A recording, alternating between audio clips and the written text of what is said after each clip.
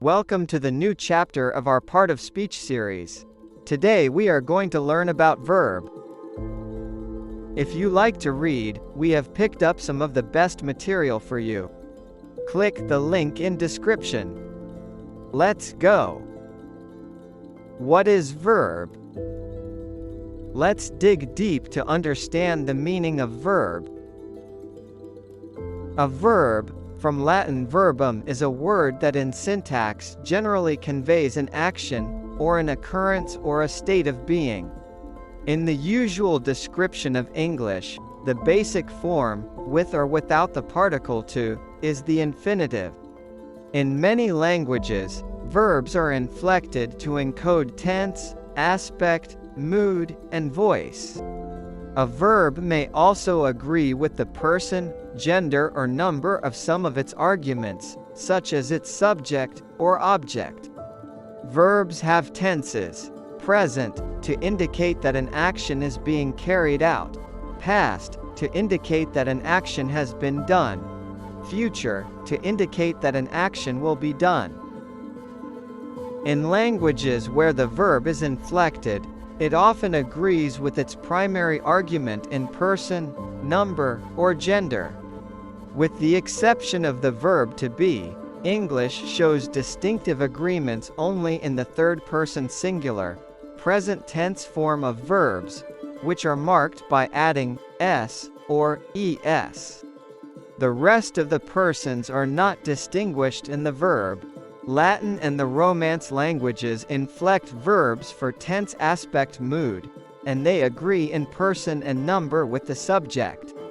Japanese, like many languages with SOV word order, inflects verbs for tense, aspect, mood, as well as other categories such as negation, but shows absolutely no agreement with the subject.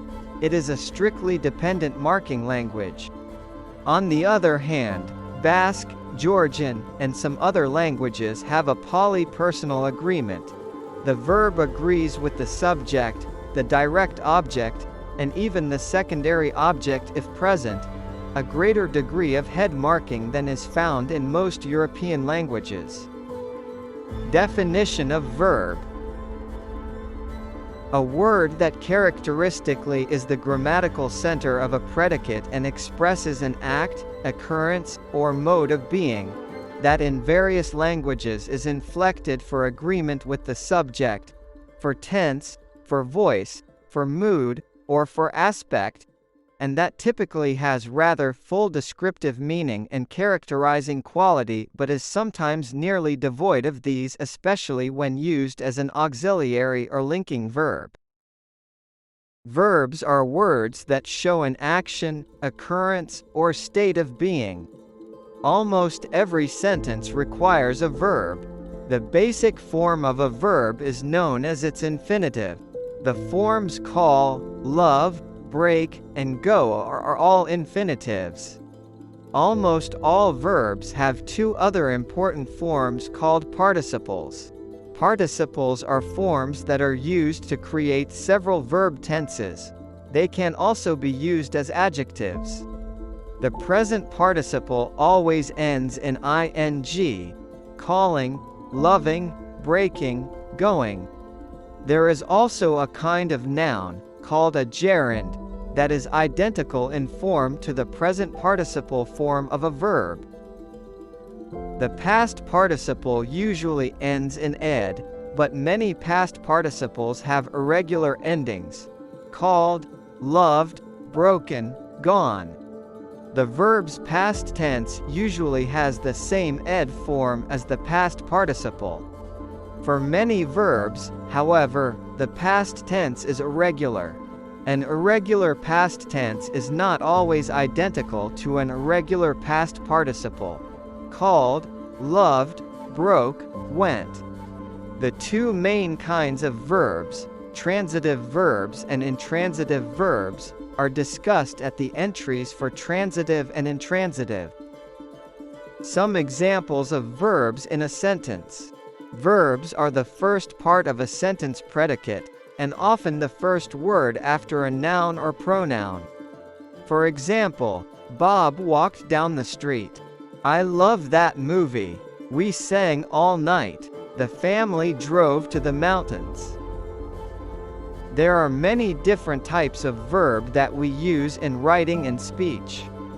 First one is action verbs, then stative verbs, then regular verbs, then irregular verbs, then transitive verbs, then intransitive verbs, then linking verbs, then auxiliary verbs, followed by compound verbs.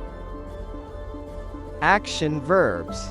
Action verbs describe actions that someone can do or demonstrate. Most verbs are action verbs. Typically, action verbs follow nouns or pronouns in a sentence. Examples of action verbs include: Naomi accepted the job offer. We baked a carrot cake. She ironed her dress. Mark drinks vanilla lattes. Stative verbs. Stative verbs describe a position or state of being that you can't see, but exists anyway. While they don't perform any visible action, notice that they're typically followed by a direct object. You deserve a prize. Jane hates humidity.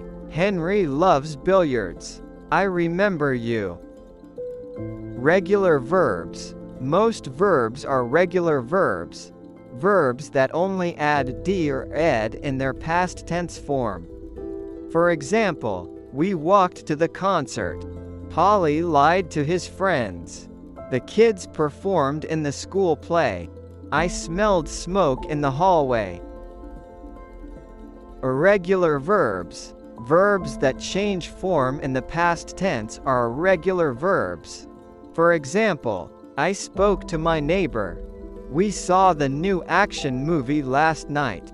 The community felt nervous. Nora made a beautiful speech at the wedding.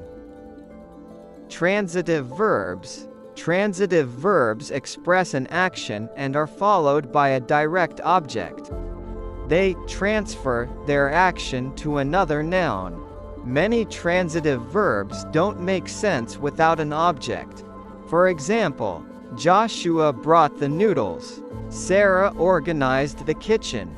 Can I borrow your car? Oliver sends his love.